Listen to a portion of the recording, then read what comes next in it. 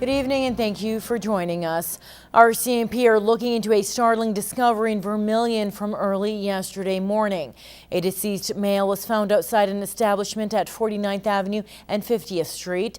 Our CMP and the forensic unit blocked off the area as they investigated.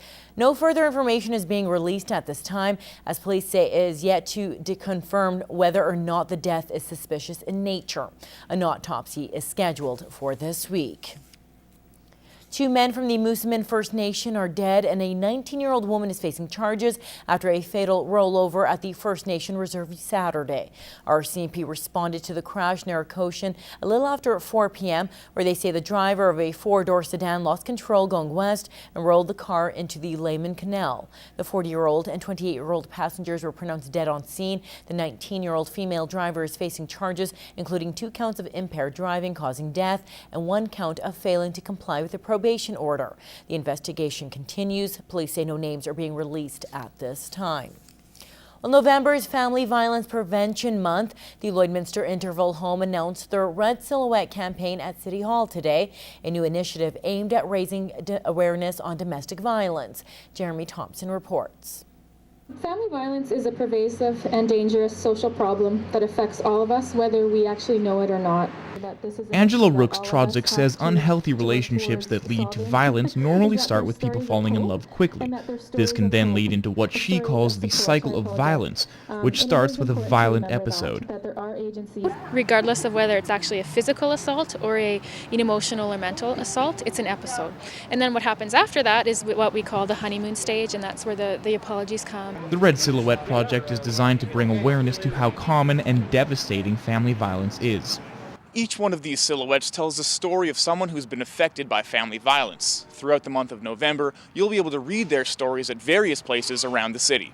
City Hall, Service Sports Center, Lakeland College, and other high-traffic areas will all be home to a red silhouette this month. We're hoping that the people that visit those locations and go out are able to read the stories and just understand how family violence does impact lives. That's a very powerful campaign because it resonates with people of all ages, male, female, children, young adults. In fact, according to Rooks-Trodzik, Saskatchewan is the province with the highest rate of family violence, with Alberta not far behind in 4th. You'll hear that rates of violence have gone down across the province, but that's rates of police-reported violence. So I think we're making some strides, but I also think that there's some work to do still. Hopefully we can prevent this by making people aware that it's unacceptable. Jeremy Thompson, Newcap News. The recent attacks in our nation's capital in Quebec that left 2 soldiers dead is still fresh in many Canadian minds, and the same can be said for the local Muslim community. They stood shoulder to shoulder with fellow Canadians as a show of solidarity. Hundreds braved the snow yesterday afternoon and gathered at City Hall as the Ahmadiyya Muslim community held a special rally.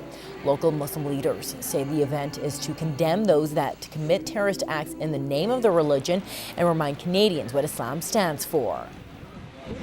The real message of Islam is peace, and if there's anyone practicing different otherwise, they are not following the teachings of Islam. We are, as Canadians, are Muslims, and love for this country is actually part of our faith, it's part of my faith, and I don't want other people to stand up and do something in my religion and actually give us a bad name. So as Muslim Canadians, we want to stand up and say Canada is ours, and we just want to show that.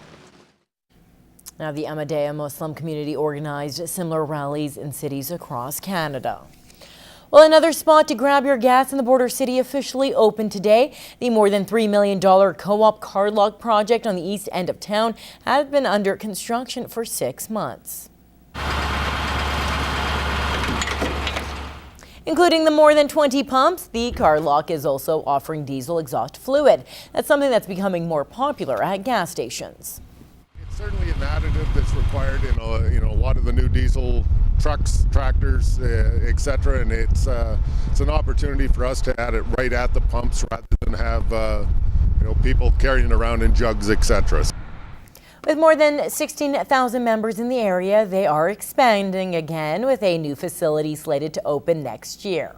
Tie that in with a new bulk facility out there as well. So, you know, we certainly see have seen great growth and expansion in terms of the business community in Lloydminster. This new station will be at the west end of Lloydminster.